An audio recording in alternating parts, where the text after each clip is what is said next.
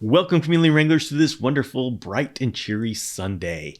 Usually on Sunday, we get a meditation where I talk about some sort of philosophy of the community. But today, I wanted to talk about the community and talk about what the community is doing and has done. And so I'm going to be sharing a number of things I've received from the viewers. I'm going to be showing off some projects and chameleons, and then I'm going to be doing some cage analysis that was sent in from some of the viewers. And so that'll give us an opportunity to discuss cage husbandry and how to properly set up a cage. So first, I want to bring up, this is Kekoa. And Kekoa is a juvenile panther chameleon owned by Eric Garcia. And if you all remember when I was doing the end of season finale, the 6-hour end of season finale last December, we had a drawing for a baby Pardalis from iPardalis, and Eric won. And this is the baby that he got from that drawing. And so congratulations, Eric. Kekoa looks wonderful, and I love the blue cheeks. And the enclosure looks quite nice. Let's see, you've got Syndapsis, that's a satin pothos, Tradescantia, the Zabrina, and it looks like, let's see, is that pothos or philodendron? I can't. Oh no, I'm gonna guess that that's pothos. And then there's a normal Home Depot plant at the bottom, but I don't know what the name of that one is. Hey, I got the species name of the Tradescantia, so I think that's pretty good. So congratulations, Eric, on a beautiful panther chameleon. In the same vein of panther chameleons, this one's from Carlos. This is Lazarus. We've seen Lazarus before. Here is Lazarus growing up, and I love being able to see in the yellow panther chameleons, they have this, they go between green and yellow. So when you generally see the pictures, they're all fired up in their yellows. But then when you get the chameleon in, it's like, whoa, why do I have a green chameleon? I bought a yellow chameleon. Well, green is the rest color for the yellow chameleons. And so we can see that here. And there is Lazarus being a little cutie peeking over his leaf. Thank you very much, Carlos, for sharing Lazarus with us. And now we have a beautiful enclosure built by Marsha Ipsen. This is for her veiled chameleon Satan, who we hear a lot about on the chats and in the lives. This is an absolutely gorgeous enclosure that you've built, Marsha. Oh, look at that. Look at that. Craftsmanship is nice. It's not only functional, but it is beautifully done. And I love this little flip-up service door on the bottom. And I like how you've taken advantage of the screen framing to be able to create your doors. That's a creative use of all the materials you have available to you. Very nicely done. And I see you made your own dragon ledges in there, and you have quite the nice coverage. I'm going to have to show James this when we do the next recording of the DIY Chameleon guys. Beautiful. Oh, hey, do you have casters on there? Do you have casters on there? Put casters on there. Oh, well, you know what you're doing. You know what you're doing. So anyway, thank you very much, Marsha, for sharing your very nicely done enclosure. All right, we are now going to get into some cage reviews. And so I've had some viewers send me their cages, their cage setup, and they've asked me to go over it. And so I have selected one that it is of a hatchling, or it's not a hatchling, a baby, and one that it is of an older chameleon. And so we have two different approaches. So let's go ahead and bring this up. The owner of this cage asked to be anonymous, and that's fine. So whenever we start an analysis of these cages, first we ask, what chameleon is it and how old? And so this file right here shows us that we have a juvenile veiled chameleon. Okay, looks like a small guy. But okay, let's go ahead and take a look at the cage itself. So I'm pulling this up here. Okay, so first thing we do whenever we look at a cage, we say, is it big enough? Big enough is not big enough to hold the chameleon. Big enough means, do we have enough space to actually create the environments and the gradients that we need to provide for the chameleon? A number of standards, especially in Europe, they define the size of the cage relative to the size of the chameleon or the reptile. And this is good. It's good. I'm not saying that was wrong, but especially with chameleons, we also need to have the concept that the size of the cage is also dependent upon the equipment that we're trying to use with that cage. If you're using a T5 UVB light, you can't just put that on a baby's cage because it's going to be totally blasting the baby. So when we have a situation where we have a hatchling or very, very young chameleon, and it looks like this one is not that young, but it is still young, I recommend the 16 by 16 by 30 cage as the minimum size for a hatchling or very young chameleon. And this one is the 16 by 16 by 30, so I'm okay with that. Next, we want to take a look at the shape of the cage. What is the inside like? And the basics that we're looking for is there a forest edge? That means, do we have open area where they can bask and get their UVB? And does it have a heavily planted area where they can hide if they want to? And so I am looking at this cage right here, and it looks like we do have a top area that is open, good basking, good UVB, and there is a densely planted area down there. The use of the matte plastic plants does provide a visual barrier that's going to give security for this little chameleon, because as a little chameleon, you have to be extra sensitive to their place in the world. Their place in the world is to be eaten, and they want to do everything possible to protect themselves from being eaten. And the more security you give, like those the plastic sheets there, the plastic sheets of plant there, that's going to benefit your hatchling or a very, very young chameleon. Now, the one thing that I will be concerned about with regard to those plastic plant areas is those don't look like they were developed for reptiles. Those look like the kinds that you would find at Michael. I'm not sure. I am not sure. So I'm going to make this general. And so you can take from it. When we deal with plastic plants, I generally just go with live. But I am not as militant against plastic in the enclosure as other people might. And so you're going to get different answers on this from everyone, from all the way from, yeah, we love plastic, to plastic is the devil. I am somewhere in between. And my concern with plastic is you got to be careful as to where it came from, because you don't know if they came from it.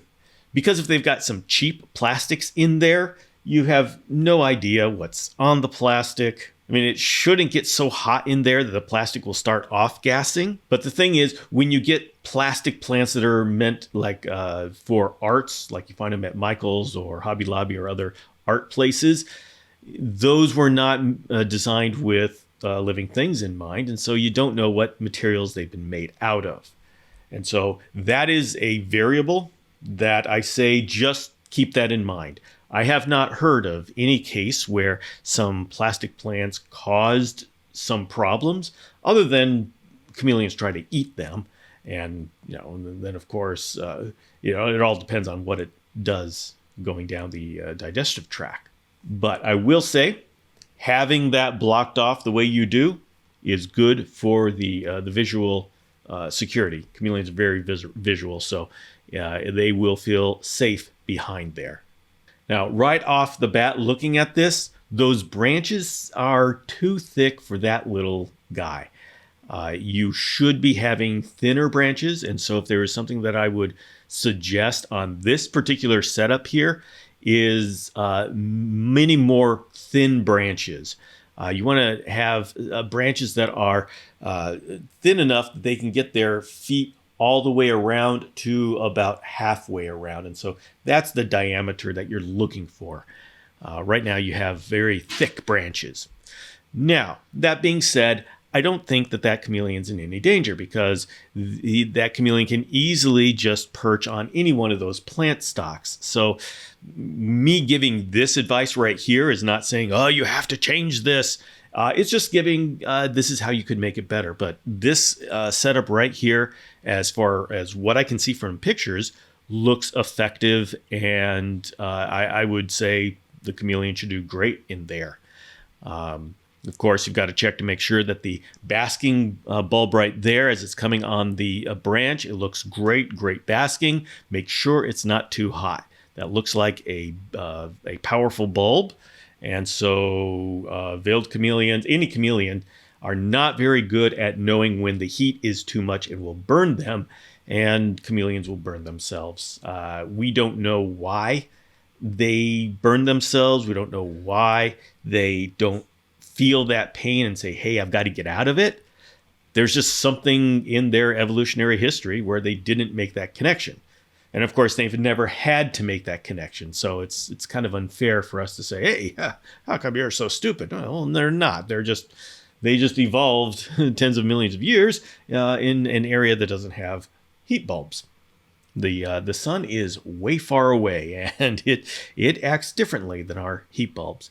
Now, one thing I am having difficulty seeing is if there is a branch that goes under the UVB light. It looks like there's a T5 UVB there. And so you're going to want to make sure that there's a branch. Now, there may be a branch there, and I just can't see it because of the angle, but just make sure that there's a branch under the UVB light.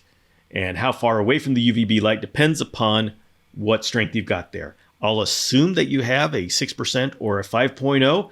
I hope that you don't have a 12% 10.0, but I have to ask because I know there's a certain places on Facebook where they say that veiled chameleons need a 12% or 10.0. That is misguided. They can use that as long as it's far enough away from the chameleon, from the basking branch. You do not want to have a 12% or 10.0 directly on the top of the cage. And I know that you will be told that in certain, especially Facebook groups. They are wrong. I mean, there's no, okay, we have a difference of opinion. That is giving way too much UVB in the first 6 inches of the cage top. And so I'm just going to say, beware of that. That is bad advice that is floating around, especially Facebook. Other than that, it is looking good. I'll assume that you have a way. It looks like you may have. Is that no? I don't know. Do you have a squirt bottle? So you don't have misting. I'll assume that you have hydration taken care of. Mist bottle, or eventually misting. Now, one thing I will say is that this cage will be functional for that veiled chameleon for a month or two. Veiled chameleons grow at a breakneck speed. And so at this point, you should be feeding your little chameleon as much as they will eat. And within 2 months, you will be surprised. You need to get up to the 2x2 by 4 foot at least size cage. So right now, prepare for your adult cage. Get it coming because that little one's going to be using it sooner than later. Okay, let's see. The other thing I will say is I don't see what's at the bottom of the cage. I can't see with these photos, and so I don't know if you've taken care of drainage. It looks like it's on a table, and so you probably don't want things dripping onto the table. So just, especially if you're hand misting, you want to do it enough so everything gets wet, and so eventually water will come out of the cage, and you just want to be ready for that. If you don't want to buy one, as long as you have towels down there, only because if you're going to be using this for 2 months, you have invested enough. As far as I can tell, you've invested enough in this cage that your chameleon will grow healthy. And so now it's time to start thinking about that bigger cage. And so you can have the put towels down as an interim method. It's not very elegant, and I certainly wouldn't use it as a permanent solution. but you have a temporary situation here. So, all right, if you have any other questions, let me know. It looks pretty good.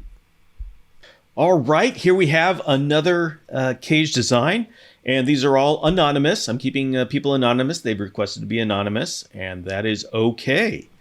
So this, I am going to guess that this is a 2 by 2 by 4 foot tall cage.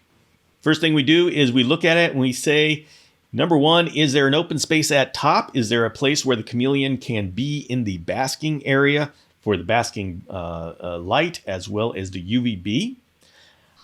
And does it have an area that is heavily planted? So this is the forest edge. Do we have a forest edge?